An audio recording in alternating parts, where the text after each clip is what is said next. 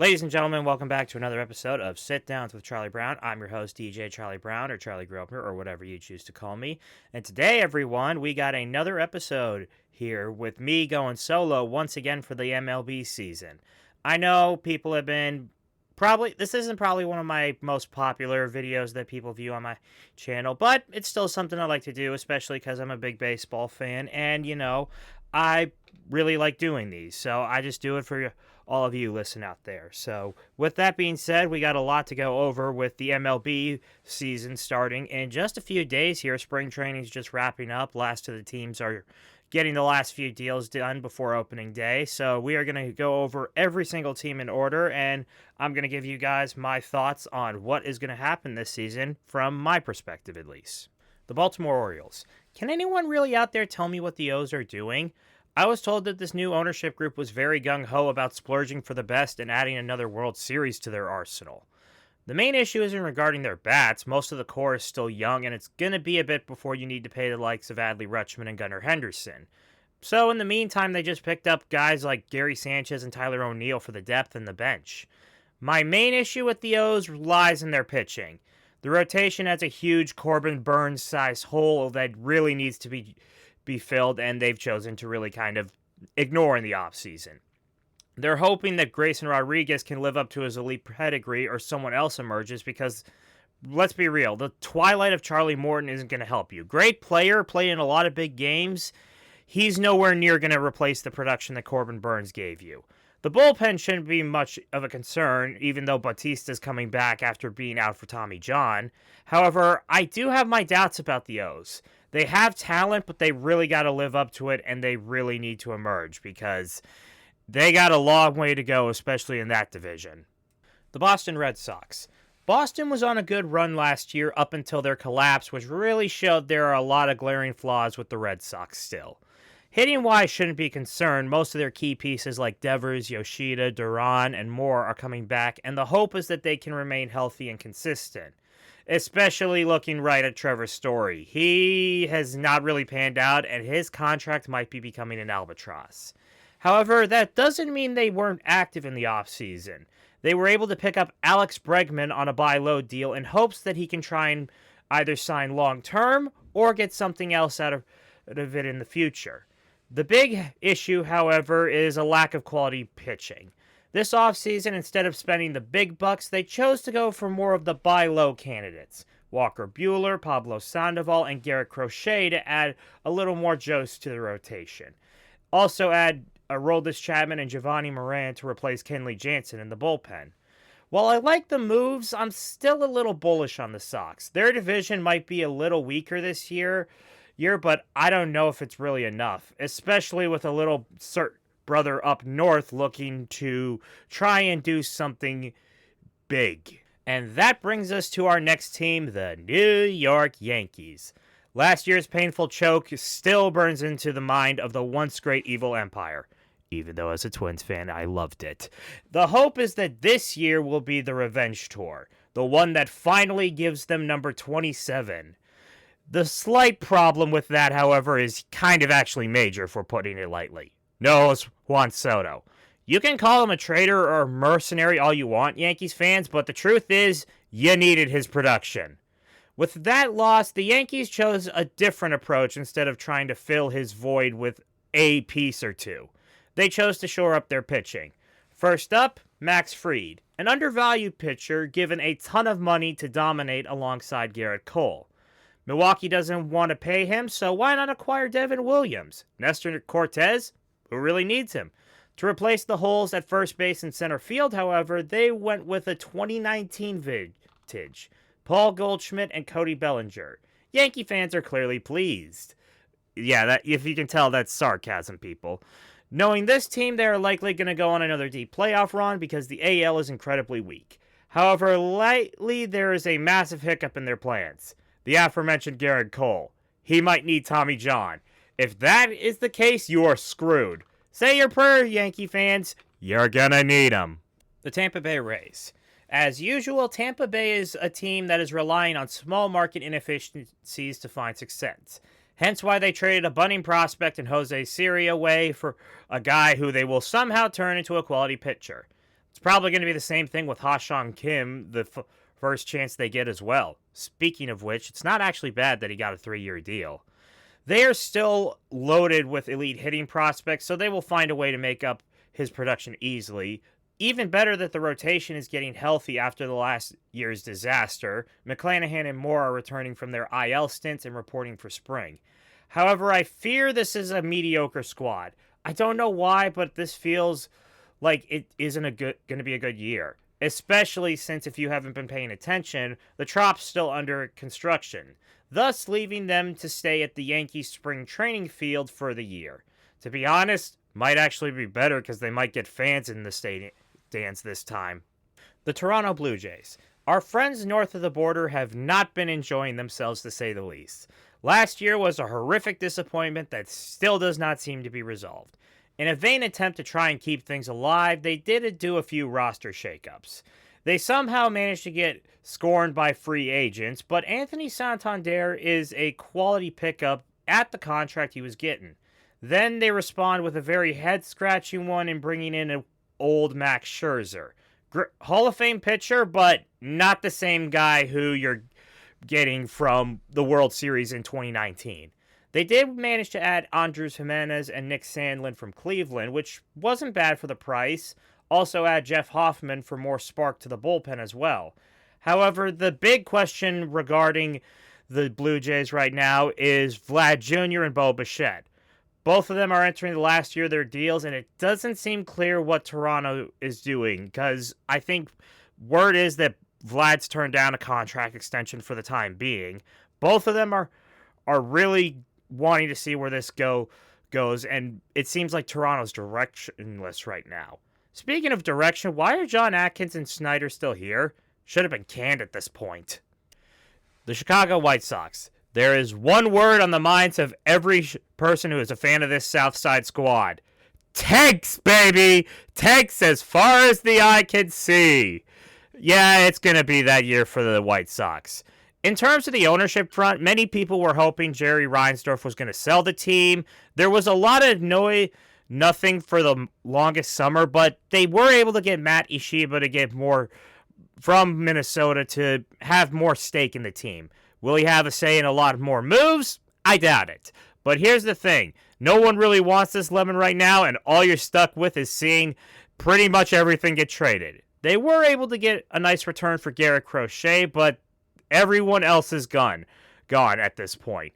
All that they are embracing this year is the suck and pursuit of draft picks and prospects. Hey, here's the thing. At least it's more fun than watching the Bears under Matt Eberflus. The Cleveland Guardians. You okay, Cleveland? Because the moves you made in the offseason have given me cause for concern. Last year's squad was able to get back to their old form and make a nice run to the championship series before being overcome by old vices and getting swirled by the old bully. They responded by making massive changes when I didn't think they were warranted. Trading Ellie Morgan is fine, especially with Shane Bieber coming back on a 1-year deal. But what are you doing trading the likes of Jimenez, Naylor, and Ryan Sandlin for more prospects? Jimenez I get with Manzardo coming up, but those are guys you can succeed with and win right now. But hey, you at least brought in Carlos Santana home for his retirement tour. They're likely still going to be in the mix with the division status and because they have a deep farm system, but my question is how long can they keep this up? This way of trading away guys who they don't want to pay doesn't really seem sustainable, and I only wonder what this team could be like if they opened up the checkbooks. But, what do I know? I should say this as a Twins fan.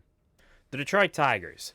Last year's run was magic and the first hope that the Tigers have had in a good bit. The hope is that this year they can replicate it with the farm system and already established pieces. Nothing wrong with that approach, but I really don't know if they can pull it off. And this isn't me saying this is the division rival. They were able to make a few moves, but all they really did was sign Gleyber Torres as a bench bat. You can claim me as a biased division rival fan, but here's the counterpoint. You can't rely on another team's collapse or playing the White Sox to get back to October. Your best hope this year is the prospects evolve and Spencer Torkelson get his crap together. At the very least, you'll be able to watch Tyreek Skubal pitch again. That dude is really good. I hate to say it as a divisional rival. The Kansas City Royals. I gotta say, I was really disappointed in the Royals this offseason. Not that it was bad, but I just feel like they could have done more to improve the team. Especially with how things were trending last year, I thought they would be an attractive place for free agents. All they really did was bring Michael Wacha and Michael Lorenzen back, trade Brady Singer, and acquire Jonathan India to replace the hole left by Vinny Pasquantino. Regardless, I do still view the Royals as a wildcard team. The farm system has a new batch of prospects on the way, and Bobby Witt Jr. isn't going anywhere. Just keep the course and you'll be fine. And also that you do not see the Yankees again. And now we get to my personal team, the Minnesota Twins. Oh boy, I wonder what's in store for the team that drives me insane every year. As far as the sale goes for the team, which was heavily reported last offseason with the poll ads looking to sell, little progress has been made. Matt Ishiba was rumored for months only to stab us in the back, aligning himself with the South Side. As a divisional rival, have fun with that. Because of this, ownership has used it as an excuse to once again not do anything besides stick to small market inefficiencies.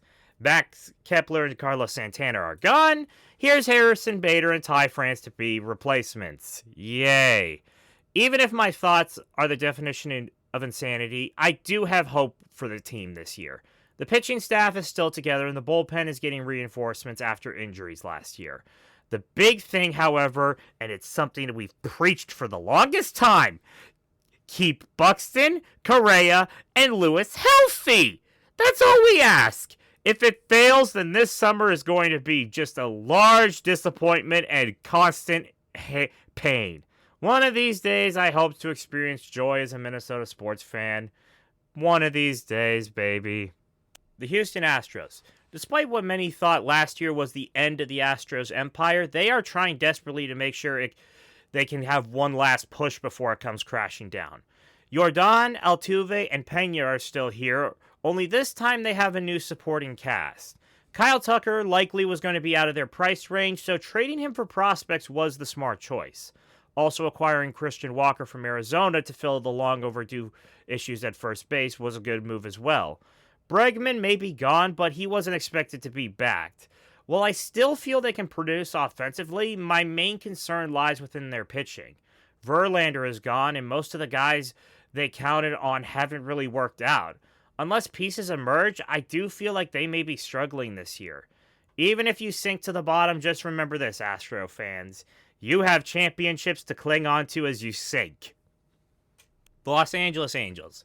Oh boy, kids, it's another year of how will this team continue to waste Mike Trout's career. Currently still dealing with an knee issue as he is moving from center field to a corner spot. This will totally not backfire. But hey, don't worry about it. Look at all the new and sexy names they brought in. Jorge Soler, Kyle Hendrickson, Travis d'Arnaud, Yusei Kikuchi, Kenley Jansen, Tim Anderson, and so many more. Your season is banking on Trout's health, Anthony Rodon starting to care, and about 80 different miracles. Also, scratch Anthony Rendon. Rendon needs hip surgery and is starting the year on IR. Every day I sit and still get fascinated with Artie Moreno, a man who has made billions while running a once-generational player into the ground. Jesus, at least let another team do that. Or at least laugh. Jeez, that's what I'm talking about right now. Just sell the team, Artie. Or at least free Mike Trout from his glorified torture chamber. The Oakland Athletics. The Athletics. Because they're not being called the Sacramento Athletics, the Las Vegas Athletics. I don't know what at this point. With the city of Oakland now in the rear view, the A's embark on their latest adventure. That would be playing in Sacramento until the stadium in Las Vegas is complete. The worst part is that John Fisher and co. expose themselves for the snakes they really are. For a team that's sandbagged and cried poor for years, you suddenly have the money to pay Luis Severino? You suddenly now have the funds to pay a pitcher $6 million who's in his 30s and has never really been an ace? Oh, so now you have the funding to extend Brent Rooker and Lawrence Butler to long-term deals? And bring in Jose Leclerc?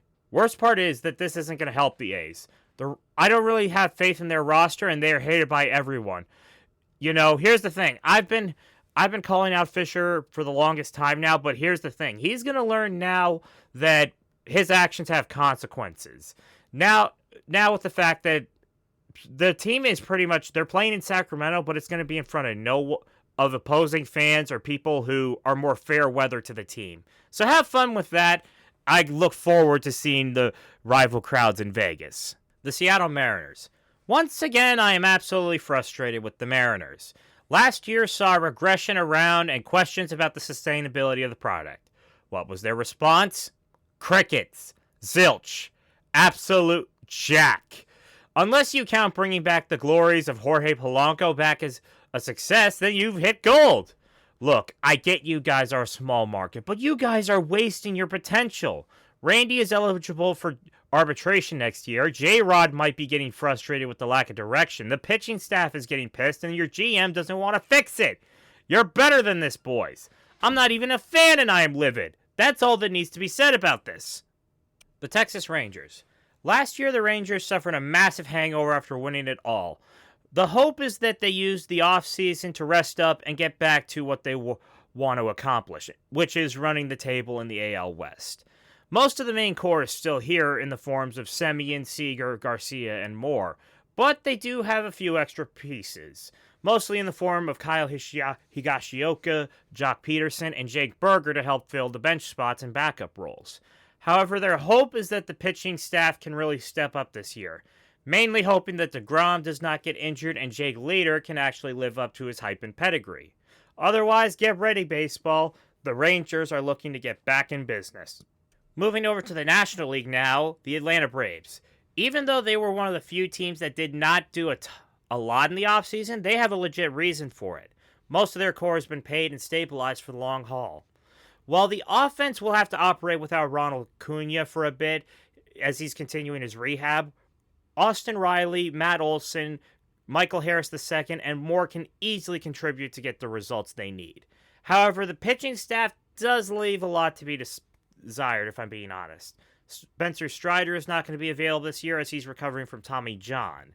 The hope is that Chris Sale and Ronaldo Lopez can maintain last year's form, and a piece or two emerges from the farm system. Regardless, even with the tough divisions, the Braves won't go without a fight, especially with the rivals licking at their chops. The Miami Marlins. In Miami, there is one thing that has been consistent in the past few years. Nukes. And wreckage as far as the eye can see. A fire sale is the only thing that has happened in Miami this offseason. That includes Jake Berger, who was traded for more prospects and other items. I still don't know why Sandy Alcantara is here, but his time is dwindling ever so fast. The White Sox won competition. The Marlins are constructing a glorious tank brigade to compete with them. At this point, I wonder if ownership's to blame for all this. They have gutted this team 3 times in the past 20 years, and I still has been getting further and further from the goals. Don't worry, Marlins fans. Just a few months to fill your void between hockey season and the Dolphins training camp. It's less torturous than this garbage. You'll have to take it. The New York Mets. Steve Cohen desires 2 things in life: a World Series for Queens and to be the next George Steinbrenner. Let's just say he accomplished one of those goals in the offseason. His target was clear: Juan Soto or bust. A pillar for the Yankees last year who was due for a big contract and disgruntled with how he was treated by the Bronx Bombers. The downside is he isn't going to come cheap. He wants long-term stability and all the perks. And baby, he's going to get it. 15 years, $805 million. Oh boy, the richest contract in baseball. Personally, I do feel it's a bit lot, but you also have to consider 26-year-old corner outfielder coming off a career season.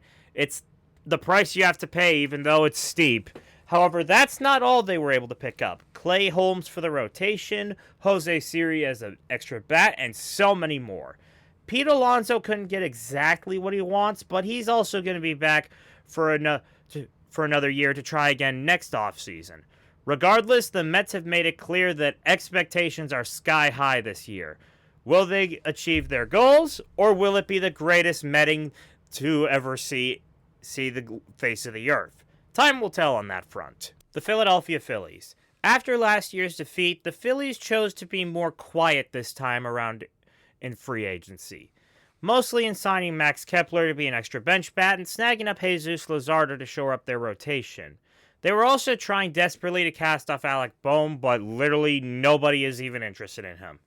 It's honestly not the worst approach considering most of the core is locked up, but the big thing for them is getting healthy and continuing to live up to their potential. While the division is going to be a gauntlet this year, it shouldn't be too hard. Hey, at the very least, I will be looking out to watch for Nick Castellano homers, baby. So, at least there's that. The Washington Nationals. The rebuild is once again progressing out in the nation's capital. Last year saw the likes of James Wood, Dylan Cruz, and more young studs make their highly anticipated debuts. Add to it with them winning the first overall pick in this year's draft, and there's a lot of buzz in the DC area this time of year. In terms of the offseason, it was mostly just adding supporting pieces. Josh Bell and Nathan Lowe for the hitting core, Trevor Williams and Mike Soroka for the pitching staff.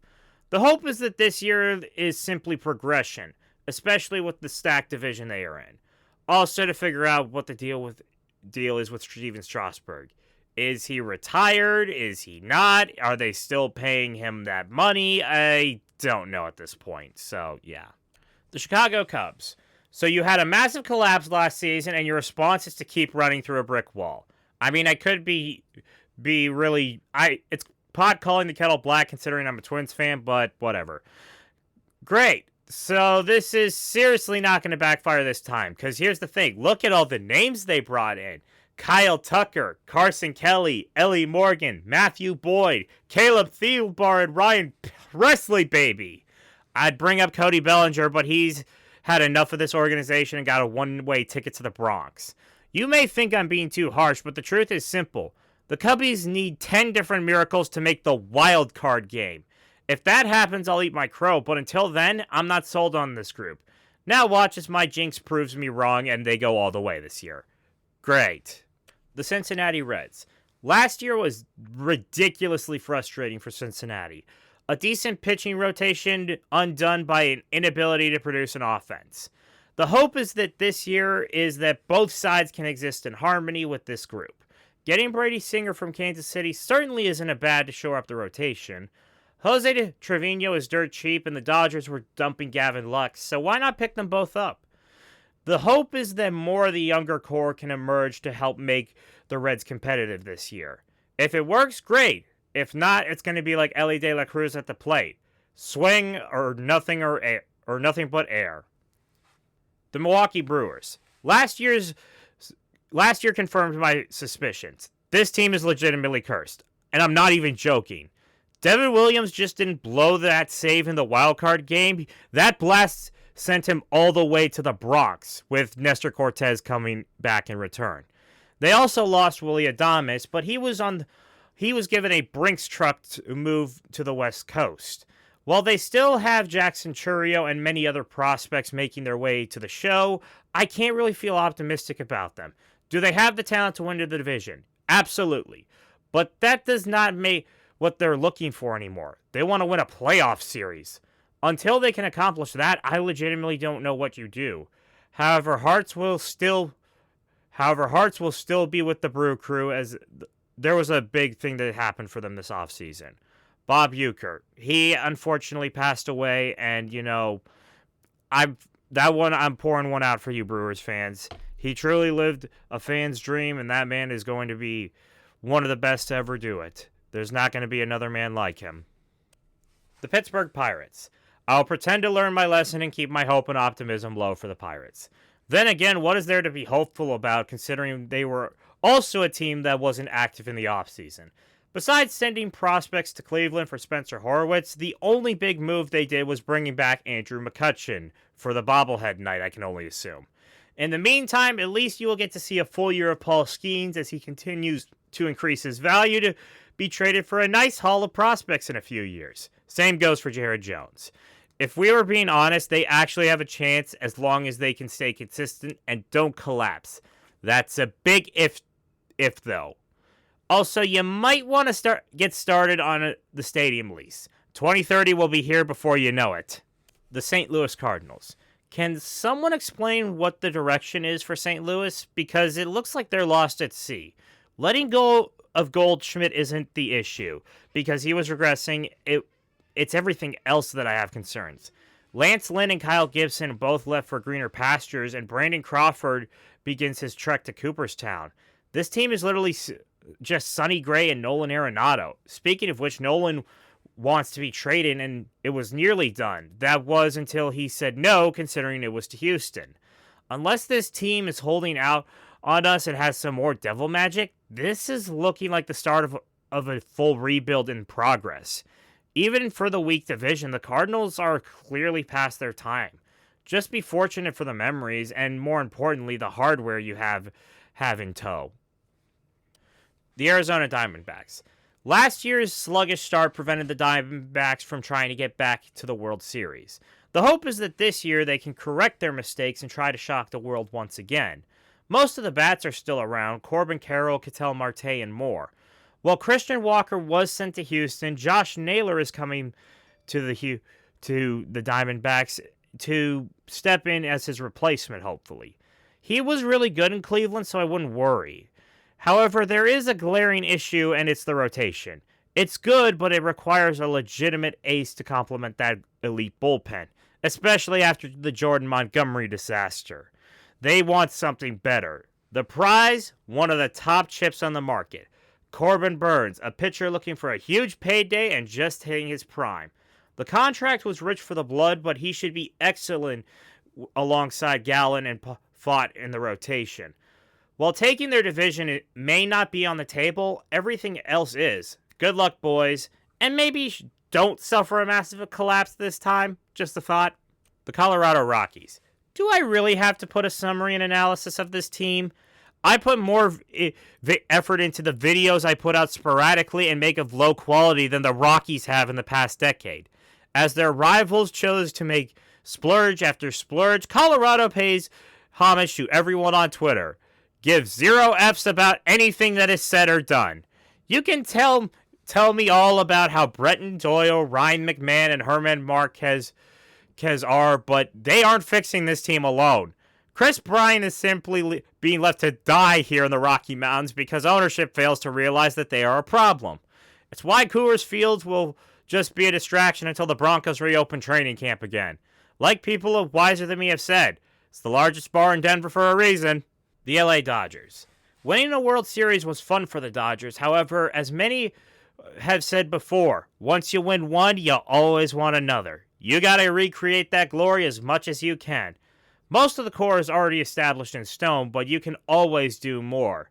Tommy Edman and Teoscar Hernandez proved to be pivotal pieces. Only makes sense that they are extended long term. Even with Shohei trying to get back on the bump full time this year, why not add Blake Snell for even more firepower? You know what? That's not enough. Just go out and sign one of the top chips on the market in Roki Sasaki from Japan to make the rotation even more deadly. Gavin Lux, who needs him? We'll just go sign top Korean prospect Hyun-Sung Kim to fill his utility role. People will complain they're ruining the game, but here's the reality. As long as they pay that exorbitant luxury tax, they're good to go. The league isn't going to do anything to stop him. The Dodgers officially made it clear. They are the new evil empire of this era. Pray that they show you their mercy. The San Diego Padres. DEFCON 1 has officially hit the Padres organization. The issue is not with their on-field product. They have some very, very good core pieces that are still going to be returning from last year's brutal loss. Losing Ha-Sung Kim is a gutbuster, but as long as Luis Ariz can continue to hit, you shouldn't need to worry about that. The bigger issue is regarding something that is slowly starting to bubble within the ownership ranks. Peter Seidler's widow, Sheil, is suing her brother-in-laws for control of the team, citing breach of fiduciary duty and fraud. Regardless of which side is considered to be the same in this battle, it's a hard position to be, especially when they have one of the more expensive rosters for a small market team. especially with the division they're in. It's officially a do or die time for the Padres this year, especially with that massive storm cloud looming over. While there's not a lot of details that I know about and are still kind of being worked through, like, I'm looking out for you, Dodger or Padre fans. I just hope that this thing doesn't end up biting them in the end. The San Francisco Giants. Can anyone tell me what the strategy is for the Giants exactly? If last year was anything, this team really isn't going anywhere and isn't even close to competing. Talent isn't an issue as Chapman was extended, Jung-Ho Lee is coming back from his injury, and a few other prospects are on the way. It's mostly in their offseason moves that leave me puzzled with them. Signing Willy Adames actually makes sense. They need to fill the hole at shortstop, and he is entering the prime of his career and likely to be as advertised. He's a great piece to help with for the long-term haul. However, that comes with what they did to replace Blake Snell in the rotation. I get it, Snell has his issues, and you didn't want to pay him. But your answer is 40-year-old Justin Verlander? I know it's a one-year deal, but he's way past his prime, and you'll be lucky to get, 8 quality starts out of him? I hate to say it, but the Giants are neglecting the reality of the situation. They're in a murderer's row division, and they have nowhere near the talent to get them even close to a shot. At the very least, you'll be better by the Rockies by default? That's all I can really say about them. So, here we are at the end. You managed to sit through my rambling and quick little synopsis of every team this offseason from my notes. So now we can go over what I predict will happen in this chaotic MLB season. AL East, I still think the Yankees take that division. I just feel like that they are still a talented team, and barring anything major, they will likely be in contention again this year. The Central, I do think it'll be Cleveland's division to lose, especially with a lot of other teams in that division that have their own glaring issues. For the West, I feel Rangers lead the way. I think they're the most complete team, and I think they still have what it takes to try and go back for another World Series. As for the 3 wild cards, my choices are going to be the Baltimore Orioles, the Kansas City Royals, and the Minnesota Twins. And yes, even though I say this as a biased Twins fan, you know what? Sue me, all right? Right. I feel that this is what I think will happen, and if it does, I'll eat my crow. The NL I feel is pretty cut and dry as well. In the East, I feel the Phillies still take that division, even through the gauntlet that they're about to face. Central is the Brewers to lose. They're the one team in that division that I have the most faith in. West, Dodgers by default. Like, dead serious. Dodgers by default. The wild cards are interesting, however, though. I feel that my pick will be the Mets, Braves, and the Diamondbacks all in the wild card spots. As that is and I know that's a controversial leaving the Padres out, but I just don't know if they have what it takes yet with what they have. That being said, I got 3 words for you, everyone. Play ball, boys! Thank you all for listening in and tuning in, and I hope to see you again soon. Peace!